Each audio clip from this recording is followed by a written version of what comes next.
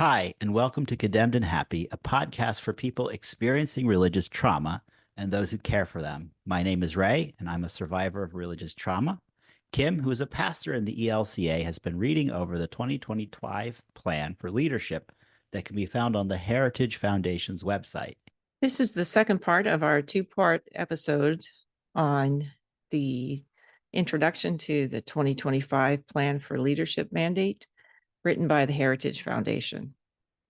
In the first episode, we talked about freedom and what does freedom mean based on the plan's writing versus what we understand freedom to be.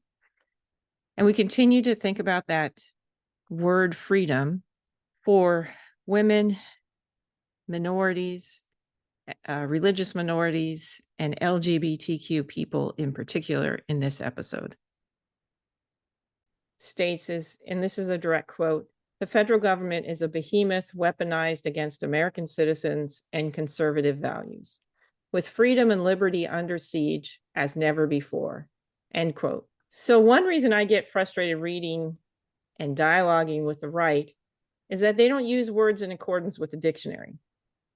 In my experience, I find this right-wing idea of women not having access to abortion as a literally, women die if they need an abortion, especially in a miscarriage, and cannot get one. Or if they survive, their fertility is put at risk, and then they won't be able to have more kids. And I want to ask, how is that freedom for women? So this is one of those things that when I get later in the document, they want to stop all transgender care. How's that freedom for transgender people? They also want to kick gay people out of the military. So if you are a soldier and you are homosexual, you're done. Your livelihood is gone. Again, how is that freedom? I mean, that also, how is that freedom, and how do they not see how that will massively limit them? Yeah, Like that's the how other. we have a long history of homosexuality in the Navy. It goes back hundreds of years. Well, so you don't think gay people should exist? That's fine. Don't be gay. Yeah. Don't act Yeah. gay. Don't entice gay men or women Yeah. into a relationship with you. But to take Use away their right to exist and have a job, that's not okay. That's not freedom. So how is that liberty and freedom? I don't understand how they use these words. And when I go down further on the page, they state that their goal is to restore the country to its original moorings. And this is where I'm really concerned. Do they mean they want to take away constitutional amendments they disagree with, like the 14th Amendment or the 19th, giving women the right to vote? But they don't specify what they mean by the original moorings. And again, having done some work on the homeschool with Christian nationalism, do they mean the Mayflower Compact that most homeschool curriculums teach as the original founding fathers instead of the deists who were our original founding fathers who kept the separation of church and state? I mean, I'd be happy to go all the way back and live in teepees and ride horses and be a Native American. That might be cultural appropriation, but we could go back to that if that's what they want. That's what originally was, right? So it's like, well, so you say, oh, okay, we're going to go back to this. And so my final thought on this part of 14, Roman numeral 14, or whatever it is, it reads, project quote, and I'm quoting, Project 2024 is more than 50 and growing of the nation's leading conservative organizations joining forces to prepare and seize the day. The axiom goes, personnel is policy. And that's in quotation marks. And we need a new generation of Americans to answer the call and come and serve. This book is functionally an invitation for you, the reader, Mr. Smith, Mrs. Smith, and Ms. Smith, to come to Washington and support those who can. Our goal is to assemble an army of aligned, vetted, trained, and prepared conservatives to go to work on day one to deconstruct the administrative state, end quote. I just want to analyze that language a little bit. That is very common language for what I was raised with. That's amazing to me because this is all warlike language. And, I wasn't raised in a family that poo-pooed military service. I mean, I have a father who served in the military, a brother who served in the military. I'm married to a veteran. There are lots of military people in our family, but we don't use this language. And our church doesn't use this language. We don't use the warlike language of joining forces, seizing. We don't use army, vetted, and trained. So there's a nostalgia in the reference to Mr. Smith Goes to Washington that I'm not sure people younger than Gen X know. Did you ever see that Jimmy Stewart movie? Nope. Nope. Nope. Yeah. Yeah. Smith is a very common name.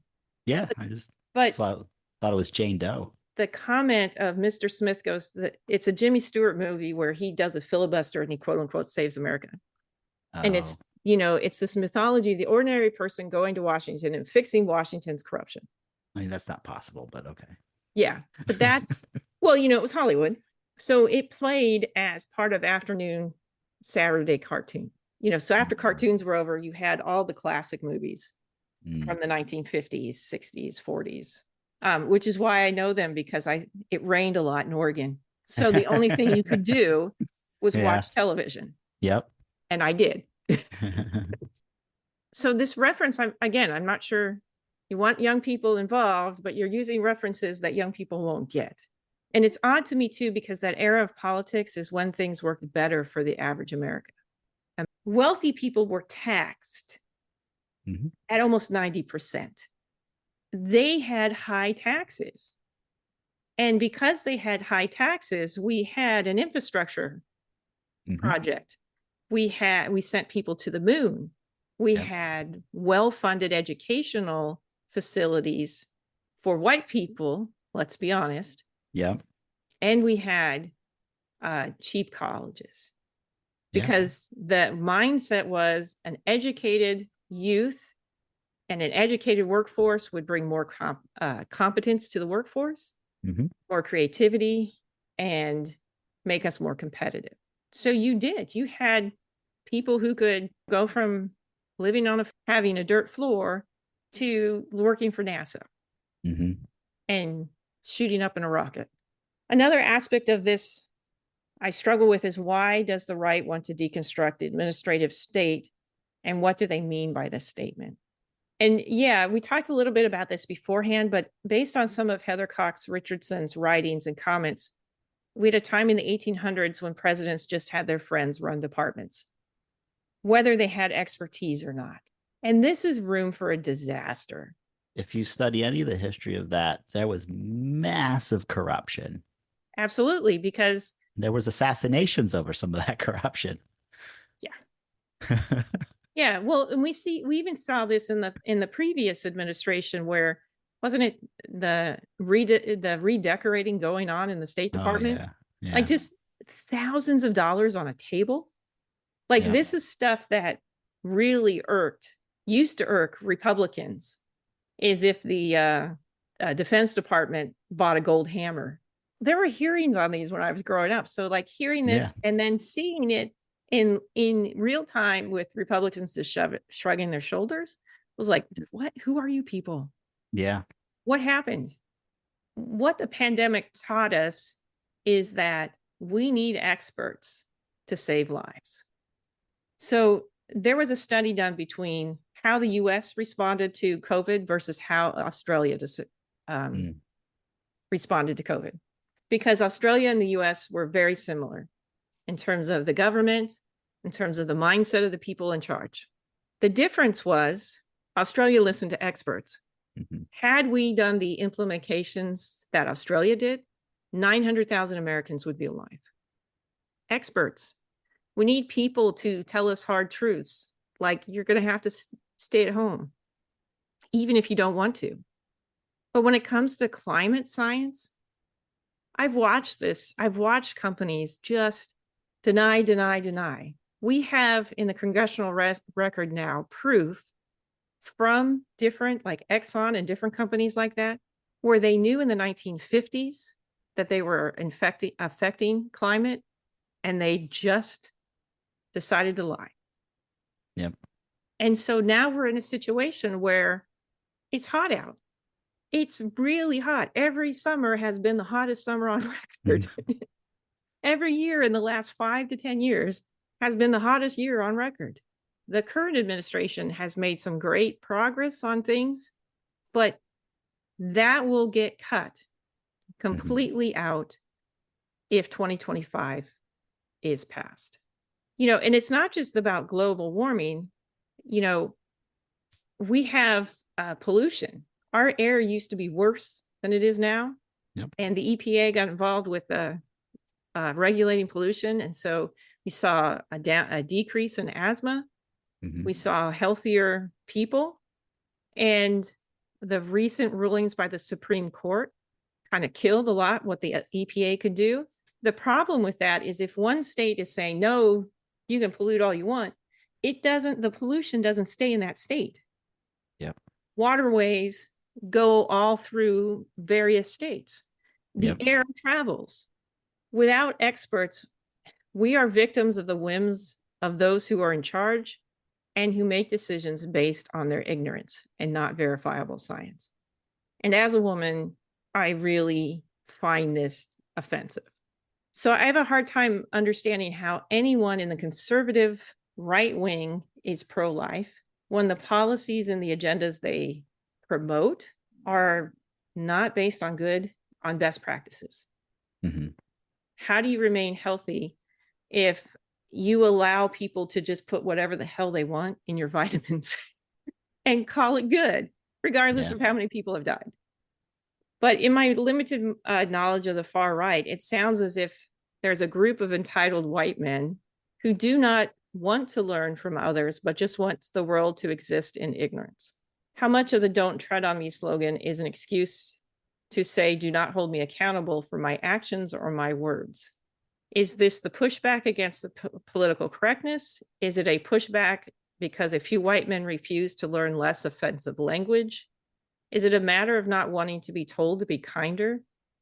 I'm in my 50s and I'm so tired of the fake outrage of not being able to tell a joke anymore. Do you have any thoughts on this, Ray? Yeah. Well, the joke thing is just so tired. Like, come on, be funny. People aren't laughing, move on. Yeah. Well, I hated being told, oh, you're too sensitive. Yes. Maybe you're a jerk. Yeah. Yeah. I didn't find it funny. Okay. Tell a better joke. It's not my job. You're a comedian. It's your job to tell jokes. If people don't laugh, be a better comedian. So this Project 2025 plan doesn't truly help anybody except the ultra rich. We as people, we don't, the wealthiest people that we have in our society right now got that way because they leveraged the fact that they were born into wealth and knowledge to get where they are.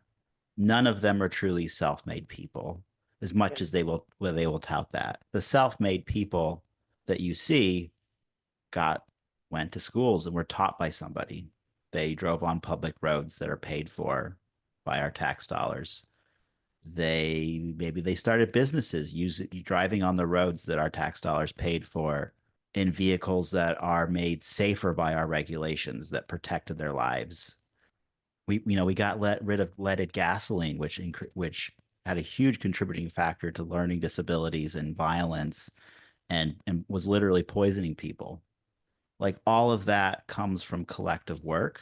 When we look at the New Testament church, they were all working together, Yeah. and there was some pretty harsh punishments met out to the people that made money more important than working for the group. If we as a country want to work together as a group, that's great. But this plan isn't going to do that.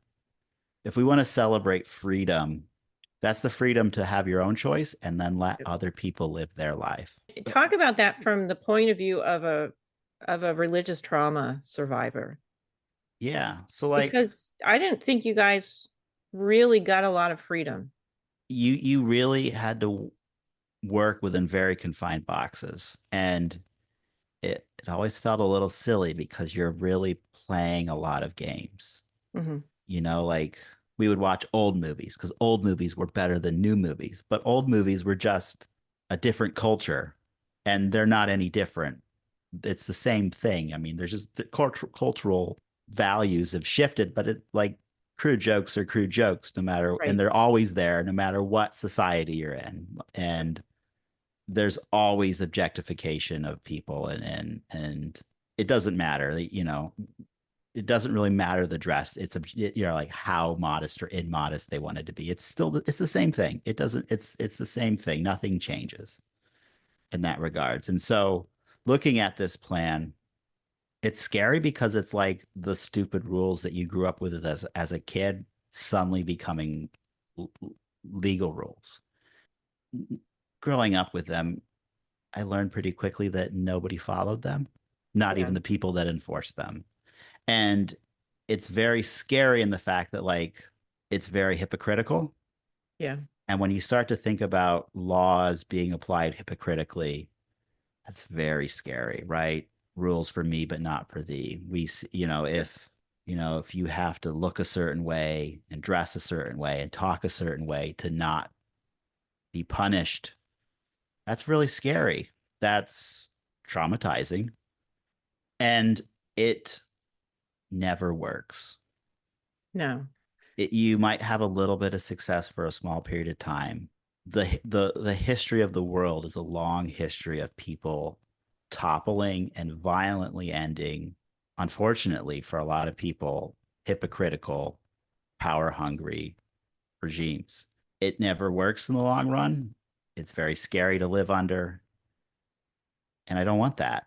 I don't think we want that. And I think if we want to marry the idea of Christianity to anything, it's the idea of true liberty in Christ, and not, using that to hold other people accountable or to a standard that is not what God has called them to.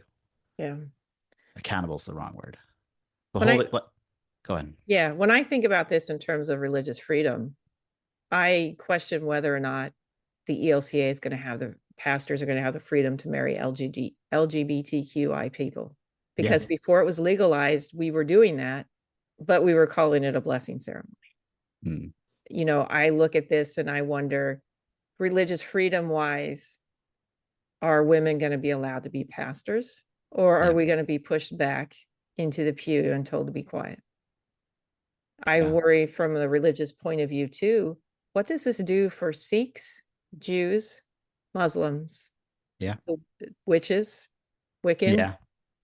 Because I know they don't Atheists. want Wiccans to be saying prayers in school. Yeah. Yeah. What does it do for the folks who have chosen not to be part of a religious community? Yeah. Because when we talk about freedom of religion, it's freedom to worship and go to church as you choose, Yep. or to convert to another religion. Like in Israel, it's illegal to convert. Hmm. So we have the freedom to convert. We have the freedom to say, I'm not going to do that anymore. We have the freedom to be religiously radical Yep. and try and tell everybody how we love about what we love about this religious group we're in. Yep. And when you start legislating morality and base that on a form of Christianity that is unrecognizable to me, what about my religious freedom? Yeah. But what about the religious freedom of non-Christians? Because Yep. our nation is full of people who are non-Christian, Hmm. and that's their choice. And if we force Christianity on them, are they going to be good Christians? Are they Yeah. going to care? Well, Or and are they going to be the most hypocritical, people toady, ever. yeah, Yeah. lip service people you can imagine Are we doing going to whatever they just, have to do to survive? we're going to go to Sunday now, church on Sunday now, because that's the expectation. We're just going to check the box. Yep. And while that may, and there was a time where people did that, Yeah. and this social pressure to go to church. And I've talked to older pastors who said, yeah, you may have had a lot of people, but you had no commitment. Yep. They heard the message, but they just didn't care because it wasn't something that spoke to them. Yeah. So, I don't know. I don't think I want to go back to that either. Yeah. So one of the things that I find kind of fascinating, having lived in both spaces, is that on the far right you have this sort of movement towards like homesteading and preppers, And Yeah. on the left, you have this a same movement. You have a lot of like radical hippie types out there living off the land. And all of these people are living in their own little communities. They're resistant to forces that they feel like are forcing them to live a certain way. Mhm. There's a distrust of large corporations, and they want to grow their own food and can and live in a more simple lifestyle, in a lifestyle that has ritualized community meetings Yep. and things. And it's so similar, the far left and the far right in this space. It's really bizarre how similar they are and yet how opposed to they can be about create things that are just non-existent. And I think that at its core, that these people that are in both of these movements are rejecting something. They're not, the far right isn't more godly. They haven't found a better way to live that's more close to God. And the left hasn't been more enlightened. Mhm. What they found is a rejection of sort of the slavery of the modern capitalist system, Yeah. that we are really slaves to money and to tech oligarchs and capital more than we realize, more than we see at this point. And we're living in a society that if we don't perform, we don't dance monkey dance, we're on the streets. Yes. No one's there for us. And that realization is so depressing, and you feel so helpless. More and more people are driven to this romantic-sized idea of living off the land, living in a simpler way. It's a lot of work to live off the land. It's not simpler, maybe. it, but that fact that you're not sort of enslaved by the 9 to 5 or the what the boss says, and the fear of constantly making rent, and where's your food coming from, and all of that. Like, we are all economically worse off. That's across the spectrum. And because we're all economically worse off, we're looking for answers. And we're given a lot of opportunities to blame the other, to Yes. other people, and to blame them for why we don't have something. And though there's a lot of money to be made by the people that have made money, that hold us and that hold power in our country, keeping us fighting each other, Yes. keeping us And angry at each other, angry keeping at each us other. keep putting violence at each other so that they don't get violence against them. Yes. And that we don't need to do that. We don't need to be fighting each other. I think that the people that are drawn to Christian nationalism are drawn to it because they have a feeling that something is wrong and they want someone to fix something. And that's across the board. We recognize across the board that there is something fundamentally wrong in our country, and that's that we're economically disadvantaged. It isn't it isn't because there's gay people that we're Or disadvantaged, transgendered or kids. transgender people, or immigrants, or black people. It's because the systems that are in place have been set up by people with power to to advantage them and not everybody else, because they can get away with it. Is not a new concept. It's happened in America before. We had the Gilded Age with the robber barons. It's Yep. happened time and time again across history. Even before economic systems, it was kings, Yep. it was empires. It's always been there. And And the antebellum South yes, was set up as a segregated society. It was set up with a few people who owned all the property, and yep, everybody else was either an indentured servant, or poor, trash, or very, poor, yeah, or a slave. yeah. And my fear is that that's what Plan 2025 is trying to enshrine again. There's a pushback against the idea of regulations, Yes. and regulations can feel stifling, but most of them, if not all of them, are there because are have a long history of blood. Right. All OSHA regulations, all regulations about workplace, about building houses, about what cars have to have, are there because hundreds, tens, thousands, millions of people died to get Yes. that. And every time they write a law, the reason they're so thick is because somebody came up with a way around it. Yeah. You could think about all the, like the terms of service contracts as like maneuvering in a battle, cutting one off, flanking, just the legal sense of that to get loopholes to hurt people, to allow people to make more money without regard for the consequences of their actions. We have a lot of broken people that have lived through that. We've seen retirement accounts get destroyed. We've Destroyed. seen Yep. there's so much of that. I feel like with this Project 2025 plan, just not thinking ahead. With Christian nationalism in general, is like there is real value in diversity and having people that are different than us, that practice different Christianity. There's value in that. We see things differently. We're not all the same. We're not all round pegs that go in a round hole. There's some of us that are squares. There's some of us that are ovals. There's some of us that are like Triangles. rectangles and Yeah. triangles and rhombuses, for crying out loud. Yeah. We're all different, and that has been the beauty of America, is that you could be different here. There's some real notable exceptions to that over, Right. unfortunately, in our history, but that you could be different and that you could succeed. And that difference was our strength. And it Yeah. should still be our strength. And we have missed that goal, but we should be striving for it. Yeah. And Project 2025 goes in the opposite direction of striving for everything that has made America good and what our strengths are. Well, and the thing that I struggle with, and again, this is from my perspective in my history courses and as a pastor, is whenever you scapegoat, Yeah. someone is going to get hurt. And you're going to have to find a Someone new is going to, scapegoat. yeah. And so this system of always saying that, oh, we're good and everything else is evil, or this is evil, it it stops the nuance. It stops your ability to say that is a human being. Yeah. And the problem with that from a religious point of view then is so often it's a religious group that gets scapegoated. Yeah. And then we see the Holocaust again, or we see a genocide somewhere else. Or any of the Catholic versus Protestant wars Yeah. Of, of millennia.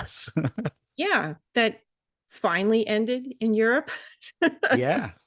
You know, and all of those wars and all of that being scapegoated creates trauma Yeah. in the people who not only are carrying out the orders, the people who are receptive to them, the people who've survived the violence, and the people whose family are harmed. Yeah. So all of that all it does is create trauma. Mm-hmm. None of it helps people to thrive and to really enjoy life. If you want freedom, you got to accept that freedom has responsibility, yes. But freedom means that I can do certain things up until the time that what I'm doing is harming someone else. Yeah. And if you think that it's okay to impose your beliefs on someone else, it's very, very difficult for us to have a respectful conversation. Thank you for listening to this segment in our ongoing series on Project 2025. Your feedback is always welcome. You can reach us at condemnedhappy@gmail.com.